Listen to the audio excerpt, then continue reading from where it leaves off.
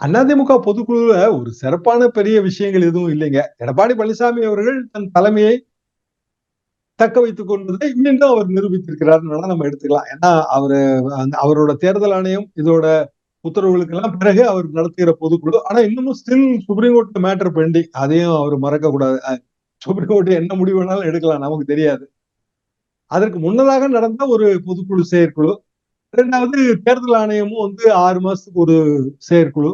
1 வருஷத்துக்கு ஒரு பொதுக்குழுங்கிறது தேர்தல் ஆணையத்தின் ஒரு நிபந்தனையும் கூட. சோ அந்த நிபந்தனையும் பூர்த்தி செய்த மாதிரி ஆயிற்று. மற்றபடி அந்த தீர்மானங்கள்ல பெரிய சிறப்பான தீர்மானங்கள் இருப்பதாக நான் கருதவில்லை. பிஜேபியோட கூட்டணி இல்லை. 2024க்கு கூட்டணி இல்லை என்பது தெளிவுபடுத்தப்பட்டிருக்கிறது. அப்படித்தான் நான் இதை பார்க்கிறேன். மற்றபடி அதிமுக செல்ல வேண்டிய எதிர்காலம் என்ன? அதன் திசைவழி பயணம் என்ன? இதெல்லாம் பொதுவா ஒரு பொதுக்குழு செயற்குழு நம்ம அதான் எதிர்பார்ப்போம்.